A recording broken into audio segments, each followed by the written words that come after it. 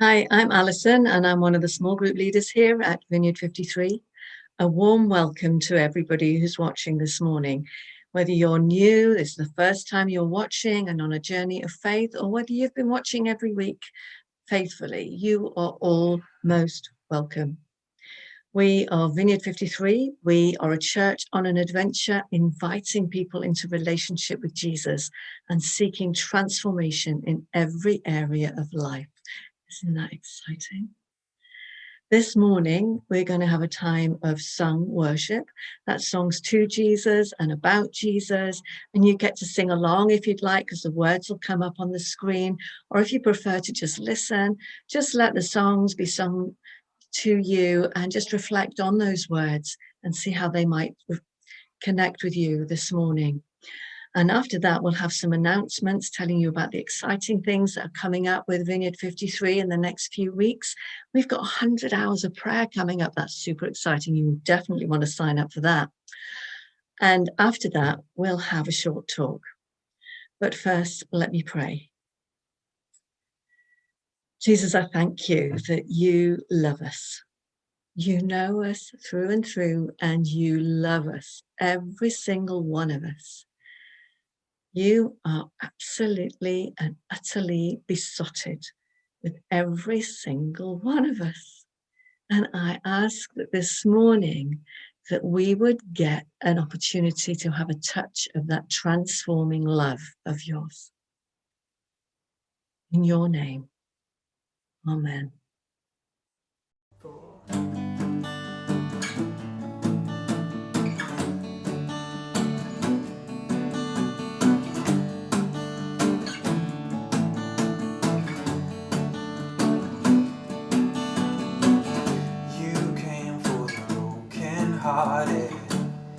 You are the lifter of our head. Your love is an endless ocean, never running dry.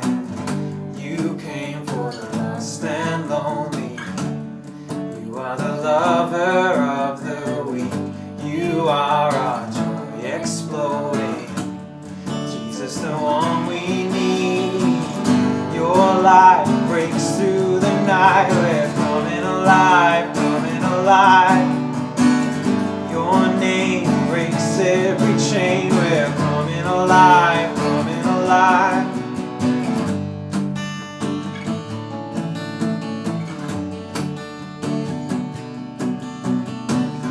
You came for the broken-hearted. You are the lifter of our heads. Your love is an endless ocean, never running dry. You came for the lost and lonely. You are the lover of the weak. You are our joy exploding. Jesus, the one we need. Your light breaks through the night. We're coming alive, coming alive. Your name breaks every chain. We're coming alive, coming alive. This is the freedom we cry for. This is the freedom you died for.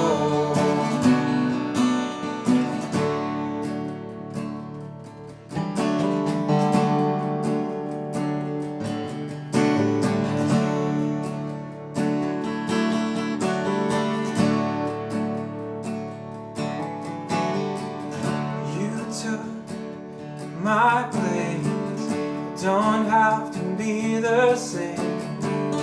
My guilt, your grace, you're breaking every chain. You took my place, don't have to be the same. My guilt, your grace, you're breaking every chain. We're coming alive, coming alive. We're coming alive, coming alive. We're coming alive, coming alive. We're coming alive, coming alive. Your light breaks through the night. We're coming alive, coming alive.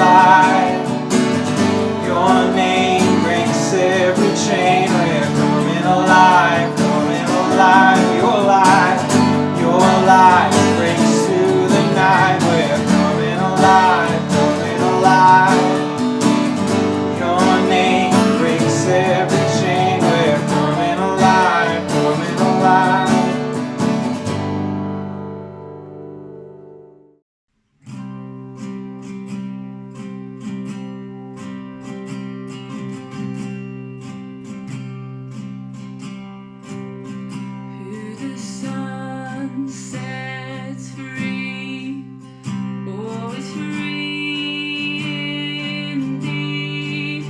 I'm a child of God, yes I am. In my Father's house, there's a place for me. I'm a child of God, yes I am. Who am I that the highest King would welcome me? I was lost, but He brought me in. Oh, His love for me. Oh, His love for me. Who the Son sets free, oh, is free indeed. I'm a child of God, yes I am. Free at last, He has ransomed me. Oh, His grace runs deep. While I was a slave to sin, Jesus died for me. Yes, He died for me. Who the Son sets free, oh, is free indeed. I'm a child of God, yes I am. In my Father's house, there's a place for me. I'm a child of God, yes I am. I am chosen, not forsaken. I am who you say I am. You are for me, not against me. Oh, I am who you say I am. I am chosen, not forsaken. I am who you say I am. You are for me, not against me. I am who you say I am. Yes, I am who you say I am. Who the Son sets free, oh, is free indeed. I'm a child of God, yes I am. In my Father's house, there's a place for me. I'm a child of God, yes I am. In my Father's house, there's a place for me. I'm a child of God, yes I am. I'm a child of God, yes I am.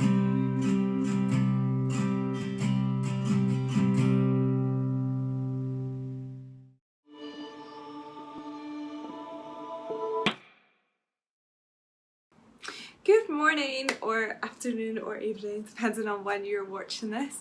I just want to give you a really warm welcome. So glad that you've joined, whether you've just clicked in or maybe you were here from the start.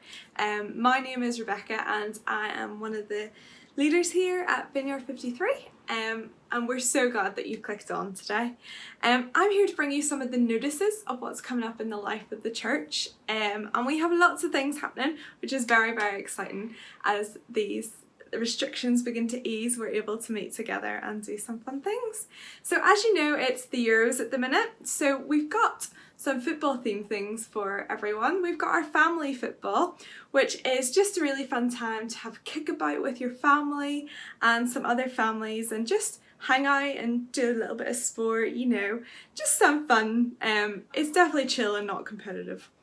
Another football themed thing that we have is our Euros matches. So we're going to be doing some watch parties for some England and Wales games, and these will be in different people's houses, well, in their gardens, across the Wales and England. So it's very exciting, and we'd love you to get on board with that. Come along, even if you're not a big football fan. I'm sure there'll be lots of fun. Our other things are Family Connects. So we've got Family Connects coming up. We have one today and there's one in 2 weeks' time. So do sign up for those. There are still some spaces available, so we'd really love it if you signed up and got involved. And we also have some other live gatherings and stuff coming up. So do check out the website to see what's happening over the next few weeks with that, and we'd love you to sign up and come along. Just to connect with some people, because we haven't been able to do that in so long. Another thing we've got is next week our young adults are meeting on Sunday. We're going to be going for a walk, and this is just going to be a nice chill time. It's going to be accessible to everyone, and we'll let you know the times and the destination all on social media, so do check out the social media for all that information. And the last thing that I want to talk about is our 100 hours of prayer. So from the 29th of June to the 3rd of July, we're going to have 100 hours of unbroken prayer. And this is going to be a really important time to seek God's wisdom and guidance as we step into our next season with church. And we really want to come together and do this as a family. Because we believe that everyone is important and we all need to work together to see what God wants us to do in the next season. Festival Church have very kindly offered to allow us to use their space upstairs, so we'll have a physical prayer room that we can go into. We have slots for you to sign up in. There are 30-minute slots, but you can sign up for more if you would prefer to do some more. So yeah, we've got 100 hours, so there's quite a lot of space.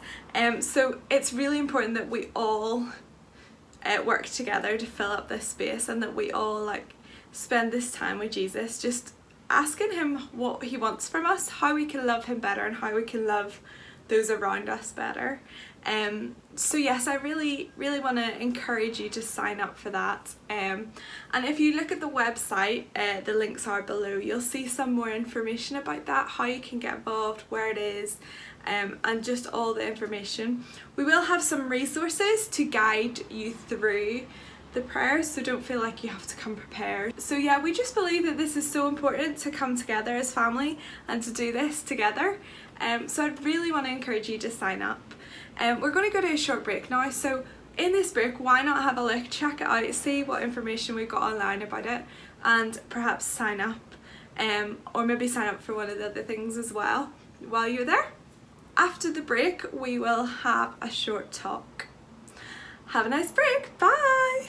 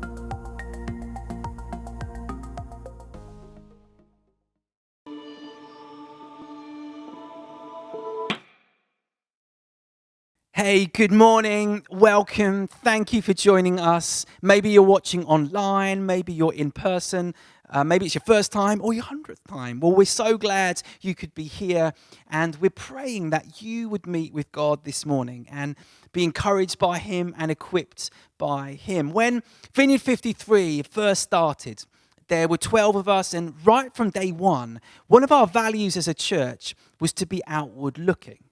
And what we meant by that 7 years ago is that we basically wanted to go where people are and love them and be involved in their lives as modeled by Jesus, and invite people to come and be part of things and explore faith and maybe come to know Jesus' love for themselves, to belong.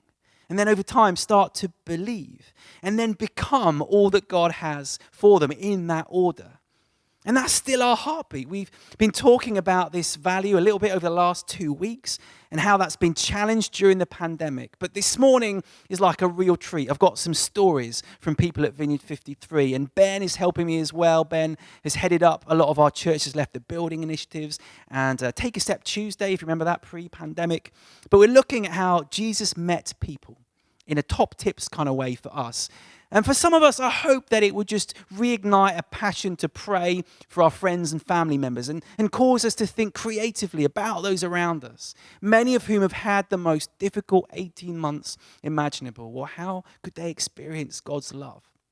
And then for others, I hope this morning would remind you afresh, or maybe even for the first time, that God is for you and offers you purpose and hope and meaning even today. Now, I've personally mentioned how hard I've found this last season quite a few times on the Sundays. And whether it's trying to make sense of all the restrictions and the homeschooling, or how to best love and serve the community here, how to lead well, how to find venues, it's really challenged me to the core. But in amongst all the grappling and the uncertainty, I can honestly say the moments I've felt most alive have been when I've connected with God's heart to love and invite others to come and know Him. And I know it's not always an easy thing to do, and you can check out last week's talk for a bit more info on that. But this is part of what God has made us to do. And so we're going to look at Jesus' life and learn from His example today and how Jesus told people about the good news. And hopefully we'll have some top tips that we can put in practice as a community in the new normal, being equipped by God, knowing that He will empower us along the way. So 9 top tips, and I'm basing it in a beautiful passage from Colossians, where the author Paul, early church leader, is writing. He's learnt from Jesus, and now he wants to encourage us. It's written 2,000 years ago, and in Colossians chapter 4, we read this: "Devote yourselves to prayer, being watchful and thankful, and pray for us too, that God may open a door for our message, so that we may proclaim the mystery of Christ, for which I'm in chains. Pray that I may proclaim it clearly as I should. Be wise in the way you act towards outsiders. Make the most of every opportunity. Let your conversation be always full of grace, seasoned with salt, so that you may know how to answer everyone."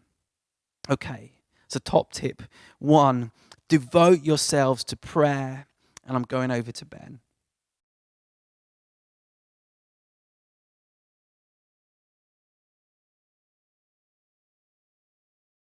Now, it may sound obvious or even basic, but I want to encourage us to pray. This was touched on last week when we looked at the Bible passage from Matthew 9:37-38. Then He, that's Jesus, said to His disciples, "The harvest is plentiful, but the workers are few. Ask the Lord of the harvest, therefore, to send out workers into the harvest field." Jesus could see how harassed, hurting, and helpless people were. And His starting point is to ask His followers to pray. So if we consider ourselves a follower of Jesus, our starting point is prayer too.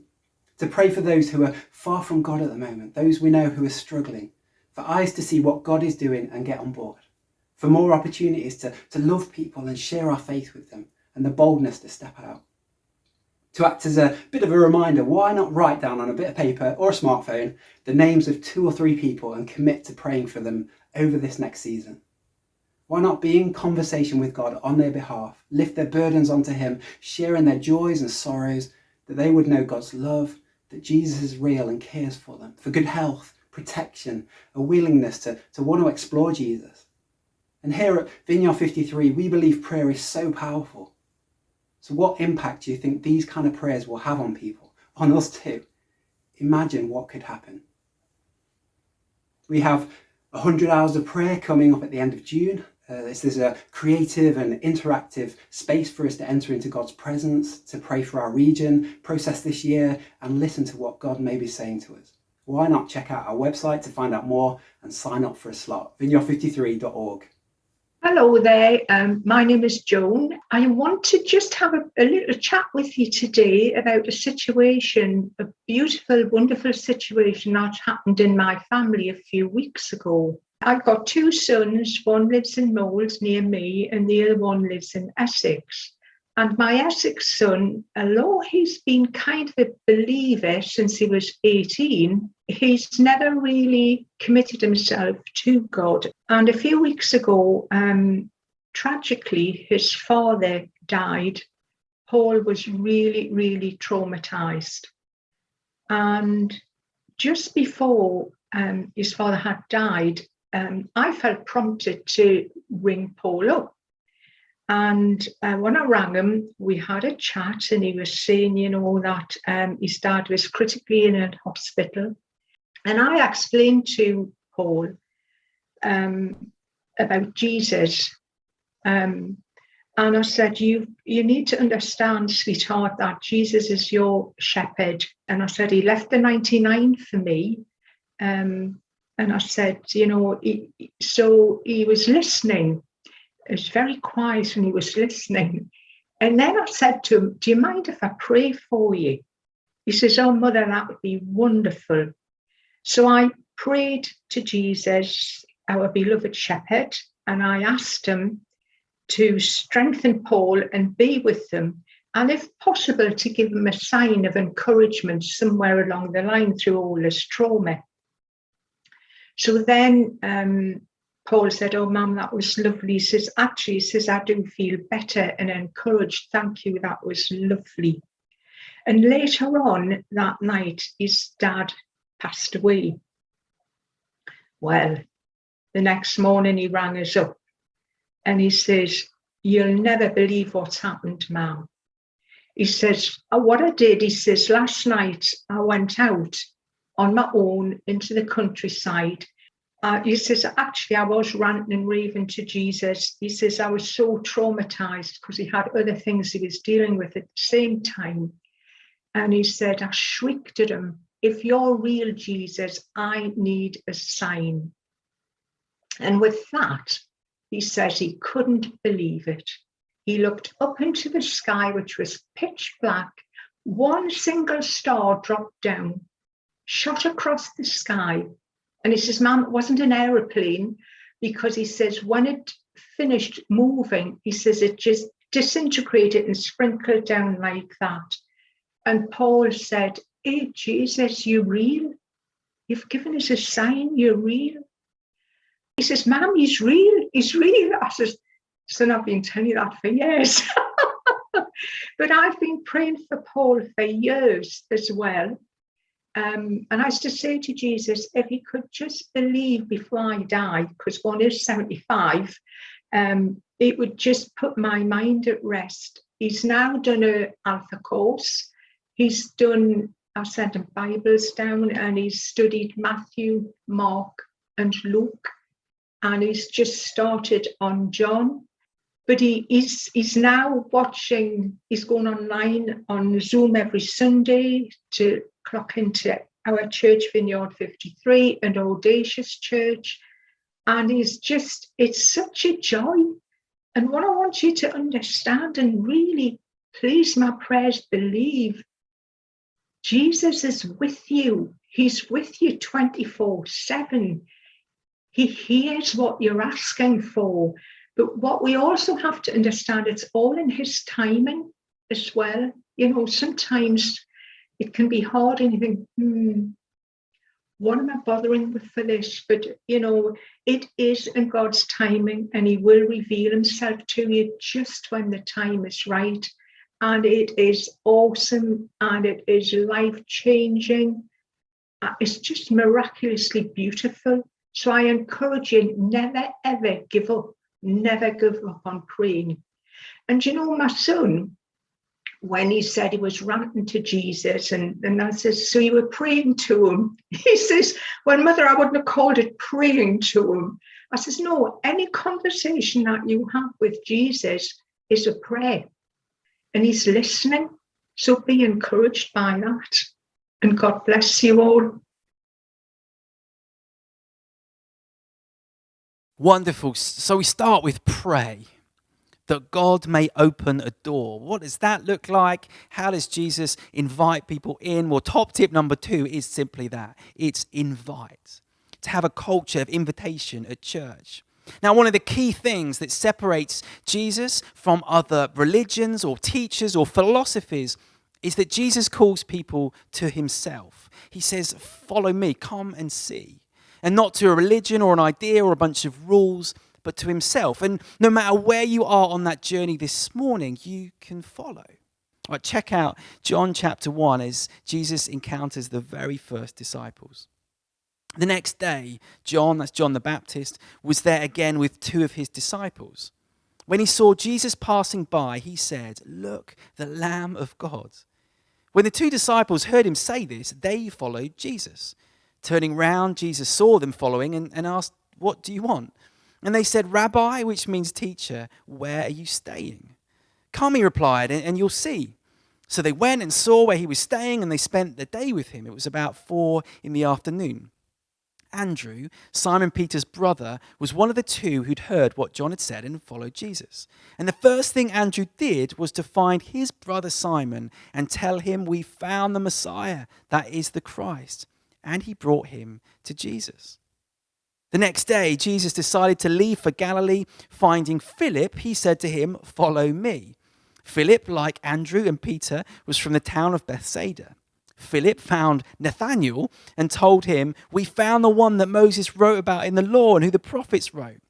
Come and see, said Philip. And so we see inviting all along. Come and follow. Come and see. There's like this ripple effect with Jesus. He invites people and then they invite others as well. We've got Philip and Nathanael and John and all these guys. And Jesus says it all the way through. He'll say things like, come to me, all who are weary and burdened, and I'll give you rest.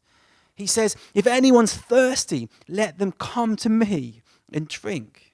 Or he says, I'm the bread of life, and he who comes to me won't be hungry, and he believes in me will never be thirsty. Everyone is invited, no matter what you've done or what you haven't done, or who you know or who you don't know, or how much church you've had. It's like this open invitation at whatever stage of life into a personal relationship with God. And so this has been one of our primary strategies at Vineyard 53. Come and see. We want to invite you. And if you're not ready to come to a Sunday yet, well, here's an event. Fireworks, inflatable Sundays, church has left the building, Alpha course. Just come and see. And there's a challenge here, isn't there, for us as church? And soon we're going to release details of summer events, and there'll be a wonderful variety, and we'll have flyers and everything. Well, invite someone. Because on the back of that, maybe they'll look into exploring Jesus. And church could be part of the new normal for them. So secondly, invite. Okay, so continuing how Jesus reaches people, how he shares the good news. Third top tip is eat. How good is that? There's a book by Tim Chester called A Meal with Jesus. And he takes 2 famous bits of teaching. Firstly, that Jesus came to seek and save the lost. And secondly, that Jesus came eating and drinking. These are both huge themes in Jesus' teaching. So what did he do? He went looking for those who were lost and hurting. And how did he do it? By eating and drinking. There's a wedding in Cana. He produces the wine. Jesus heals Peter's mother-in-law, then they eat. He goes to the homes of sinners and outcasts and tax collectors, and he eats with them, like all the time. His strategy for reaching the world for the kingdom of God is find a recipe that works and share a meal. One theologian wrote that Jesus was either at a meal, on his way to a meal, or leaving one. And of course, Jesus leaves us with a meal to share together the Lord's Supper. Practice hospitality is this command that you'll see again and again in the Bible. The early church was known for radical hospitality. So many of the institutions that we've come to rely on for human flourishing, from the hospital to the hotel, all start in the homes and around the tables of followers of Jesus. We just recently produced a pack to help think about hospitality, that we could start doing this again, because this is front and center to the way of Jesus, and we can all have a go at it.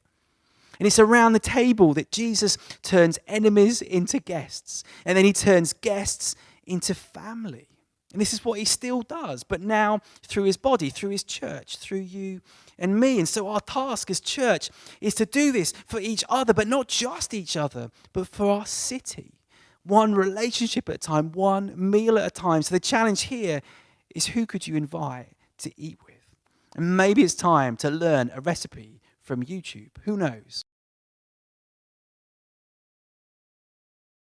Continuing in Colossians 4, we read, proclaim the mystery of Christ. And my fourth top tip is chat. You see, the good news of Jesus, the gospel, is by definition good news. And by definition, it's a message that we pass on to the world.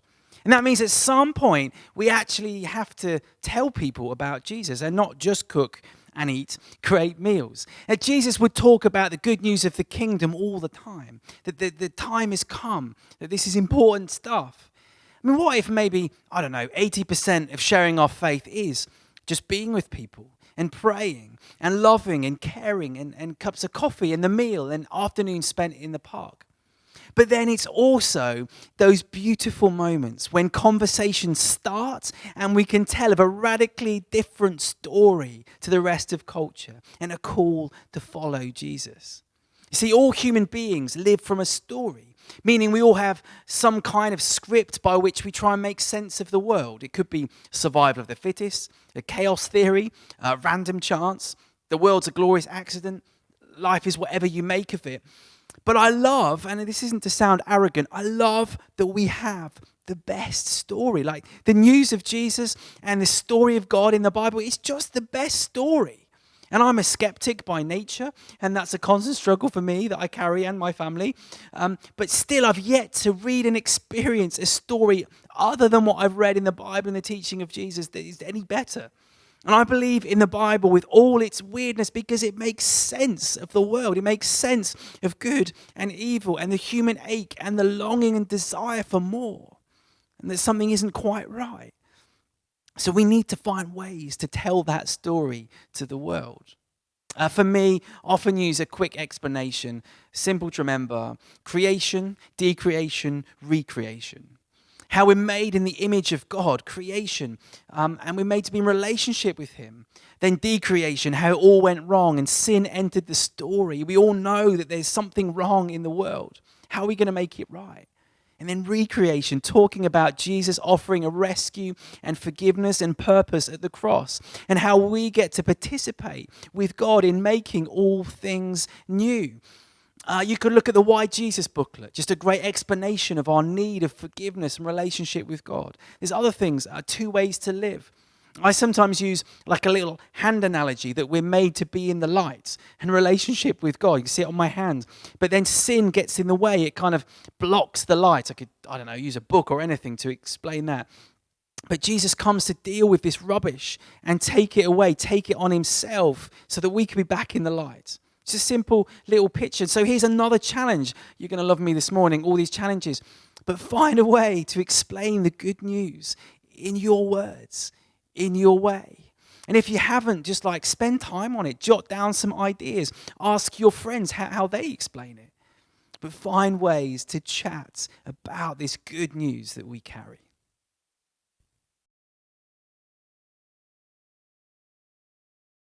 Be wise in the way you act towards outsiders. Top tip 5 is help. Helping others, serving, acts of kindness, offering to pray, and actually doing it offering encouragement. All these things have the most powerful impact on people's lives. Jesus went out and served those in need. Jesus didn't just talk good news, he was good news in everything he did. And he didn't talk about God's plans from like these big platforms in important places. No, he rolled up his sleeves and served. And he sends us, the church, to continue doing what he did. He would teach things like, whoever wants to be great among you must be your servant. The Son of Man didn't come to be served, but to serve. He gave his life as a ransom for many. And so there needs to be margin in our lives so we can listen to God and hear his whispers and meet the needs around us. And so the challenge here, and this is a pretty short point, isn't it? I'm sure we'll come back to this over other weeks, but the challenge here, have a look at your diary. Is there margin there to help others?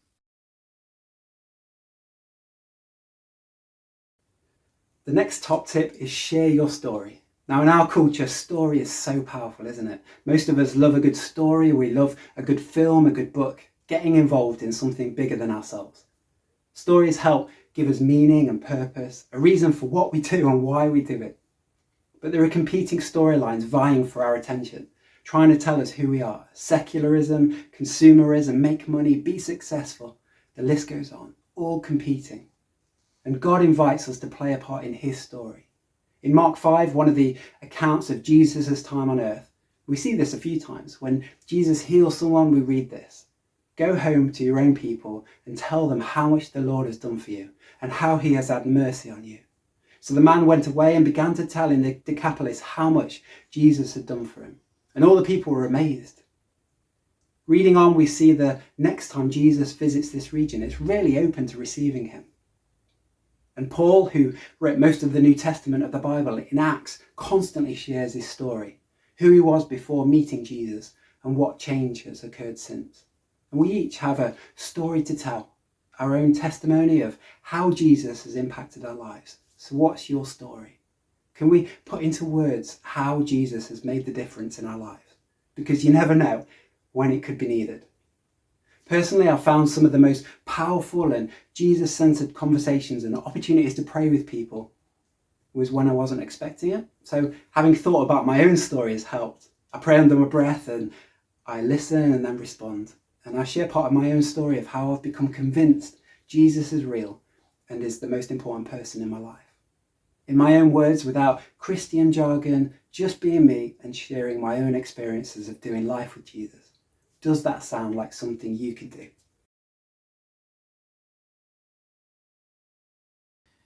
Hey, then we got to let your conversation be always full of grace, seasoned with salt. And my top tip, run out of fingers, 7, is confront.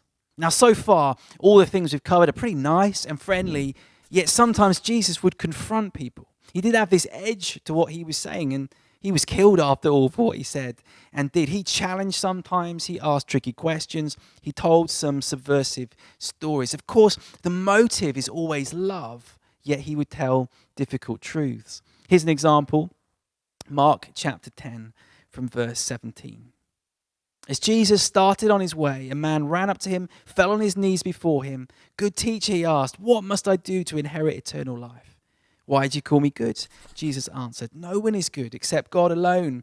You know the commandments. You shall not murder, you shall not commit adultery, you shall not steal, you shall not give false testimony, you shall not defraud, and honor your father and mother. Teacher, he declared, all these things I've kept since I was a boy. Jesus looked at him and loved him.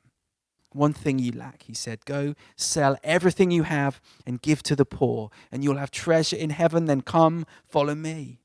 At this, the man's face fell. He went away sad because he had great wealth. Jesus isn't a good salesperson. Like, he would have been pulled up in this story by the training and quality monitoring team in this particular call. Because Jesus is asking for everything. Like, the price is high. He challenges this guy again and again. He raises the cost of discipleship and following him until the rich young man finds a price he won't pay. For him, it's his wealth, and he walks away sad. Again, terrible sales strategy. But Jesus isn't selling. He's calling people to die to themselves, to carry their cross and follow him. It takes everything.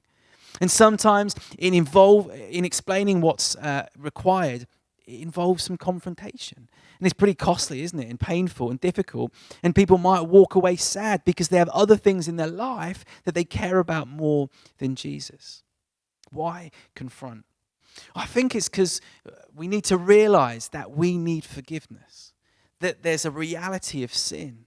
And we need to realize how bad and destructive sin is. This guy doesn't see how much he's grasping money and wealth. And for him, it's money. That's his God or idol. And that has to go to follow Jesus. Now, it might be money for you, or it might be power or relationships or sex or a career. There's a cost to following Jesus. And this doesn't necessarily make life easy. It might cost a job or a relationship or a habit or time or money. And it's good to know that stuff before you start following Jesus. We have to be honest about the reality of sin and the cost of following. But giving it all up is worth it. So how do we confront? Because it's not a license to be rude and nasty and mean. This isn't trying to win an argument or vent. That's what social media is about. No, this is motivated by love. Do you catch that verse? Jesus looked at him and loved him. It's truth in love, not trying to win an argument. Then we had, so that you may know how to answer everyone. And of course, this is all about questions. Top tip number 8 is ask. Ask good questions. Here's a question for you. Have a guess what the first recorded words of Jesus are. There's one place where you hear him speak at the age of 12. And his parents have lost him in a religious festival. This is Luke chapter 2. You can read this story from verse 46. After 3 days, that is a long time, they found him in the temple courts, sitting among the teachers, listening to them and asking them questions. Everyone who heard him was amazed at his understanding and his answers. When his parents saw him, they were astonished. His mother said to him, "Son, why have you treated us like this? Your father and I have been anxiously searching for you." "Why were you searching for me?" he said. "Did you not know I had to be in my father's house?" I find this all fascinating. These are the first words, God on earth. And he's in a temple asking other people questions. And then his first words are 2 more questions. Why are you searching? Did you not know I'd be here? Jesus asks far more questions than you'd imagine. There's actually 283 questions in the 4 accounts of his life. I did count them once, a bit geeky. Most biographies of famous people are of their speeches and their profound things that they said, but with Jesus, there's loads of questions. Questions to clarify what people believe. He says often, what's written in the law? Or how do you read this? He asks questions to help people think about things they haven't thought of before. He says, who do people say that I am? Or what about you? Who do you say I am? He asks questions to draw people out and engage with them. Who touched me? What were you discussing together as you walked along the road? He often, all the time, asks questions to turn the tables on his opponents. They ask him a question and he asks them on back and they're a bit stumped by it. He asks questions to find out how to serve people. He says, what do you want me to do for you? Jesus asks questions after questions and questions, 2 questions. And isn't it funny, like the one person who didn't need to ask any questions, like God in person knows everything, yet asks loads of questions and better ones than anyone else. I love it. And of course, we can learn from what he models. Because questions help us learn, they help us cultivate humility, they help us understand. And so think of great questions you could ask people this week. How can I help? Why are you afraid? I mean, maybe that's not a first question when you know someone. Have you read this? Jesus asks that a lot to people who criticize him. What are you looking for? Who do you think Jesus is? Makes me think of C.S. Lewis. Is he mad, bad, or God? Do you love me? And that's Jesus, not me. But what a question. Do you love me? So think about what questions you might want to ask people this week.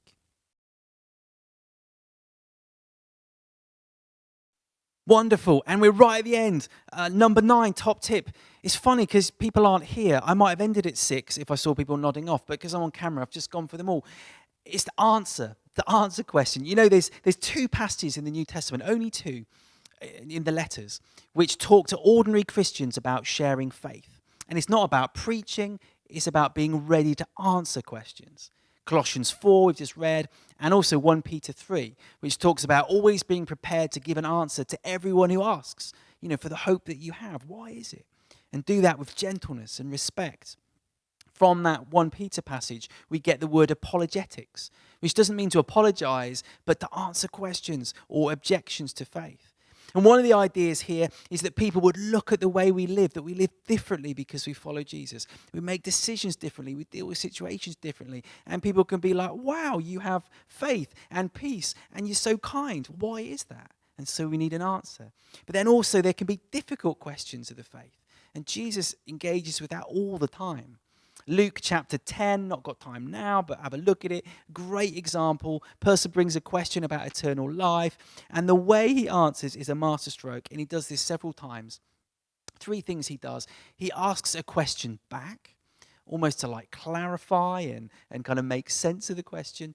Then he affirms the question. He says, yeah, I agree with you on that bit. And then the third thing he does is he tells a story. Just a way of illustrating a point. And I think we can do really similar, like kind of ask questions back and clarify and affirm the questions and have stories that you're ready to share. Similar strategies really work. A couple of thoughts on answering questions. People tend to have the same questions and have done for hundreds of years. And that's great because we can read incredibly clever people on all the questions you could imagine. You know, I rarely hear a new question. I would say the top one is always about suffering. A couple of resources, bethinking.org is great. You could read Tim Keller's The Reason for God or Making Sense of God. I'll give you a list of apologetics books if you'd like them. It's also okay to say, I don't know. Suffering, for example, sometimes the best answer is, I don't know, because we don't always know. And people tend to are not looking for a logical answer. Often it's because people have had suffering in their own life and they don't want an answer. They just want to know that it's tricky and that we've got to trust God in these things. The Bible has loads to say about suffering, by the way. Anyway, I'm going to end with a quote from Blaise Pascal. In the 1700s, he says, first show that Christianity is worthy of respect, then help people to wish it was true, and then show it is. So that's the kind of answering bit at the end. Okay, 9 top tips, a whole load of stuff there, a whole load of challenges. And I guess you might want to listen back to some of these things, but do be praying for people. Do be inviting. Do be eating. Do be sharing your faith and thinking about how you tell your story and how you explain the good news of Jesus. Be ready to answer questions and ask loads as well. And I probably missed out at other points. And let's live as though Jesus is our King. Let's give him everything. And maybe we've been confronted this morning. Rather than going straight on to confront others, but think about ways that we have this morning. All right. Boom, there's a lot there. Much love. See you soon.